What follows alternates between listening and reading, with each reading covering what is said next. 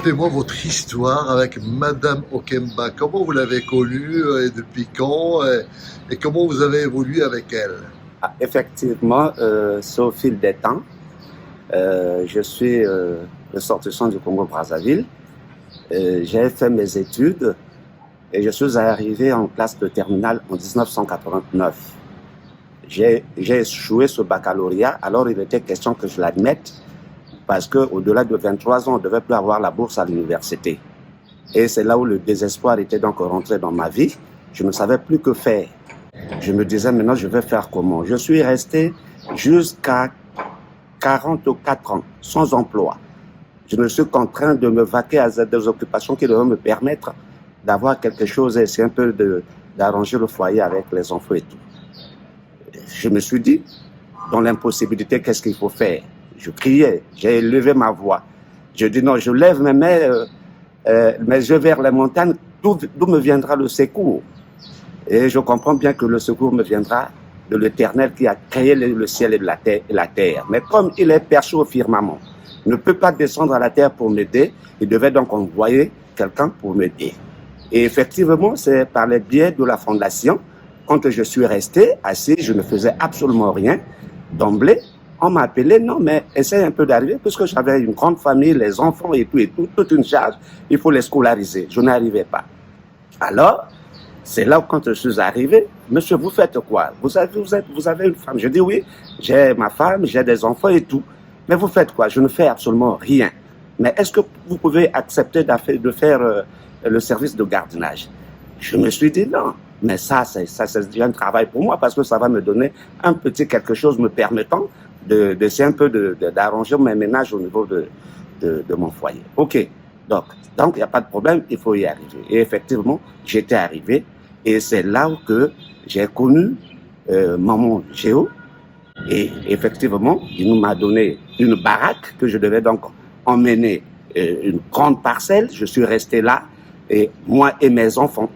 Maintenant, c'est là où que je commençais à voir un petit quelque chose. Puisque je savais qu'il n'y a pas de saut métier, il n'y a que de sorte gens, car tout travail qui aide l'humanité a de la dignité et de l'importance. Que tu sois route, que tu sois sentier, sois le meilleur quoi que tu sois, même si tu es balayeur des rues, fais bien ton travail pour que le jour de ta mort, les gens disent ici vécu un balayeur des rues qui fait bien son travail.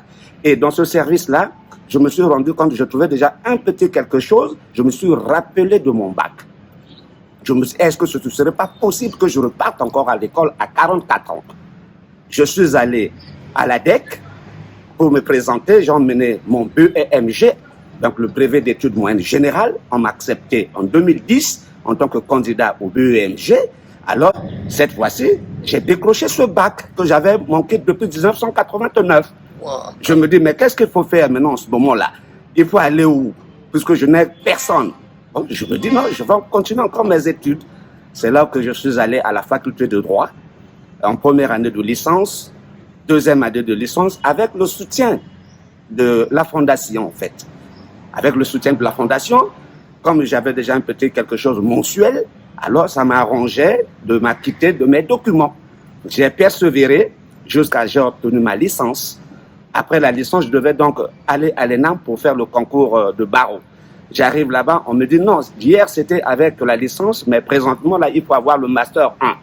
Je suis encore reparti à la faculté de droit, j'ai repris mon inscription en 4e année, j'ai obtenu mon master 1. Je dis bon, l'aubaine est là, donc il me faut absolument aller à l'ENAM pour faire le concours de barreau. Maintenant, quand j'arrive à l'ENAM, pendant que je me suis en train de me préparer, d'emblée, c'est une opportunité qui m'emmène à l'université. C'est en 2016 que j'ai été recruté à l'université. J'ai commencé à travailler à l'université en 2016. 2 ans après, on me nomme chef de service de la scolarité à l'ENAM, là où je devais aller faire le concours.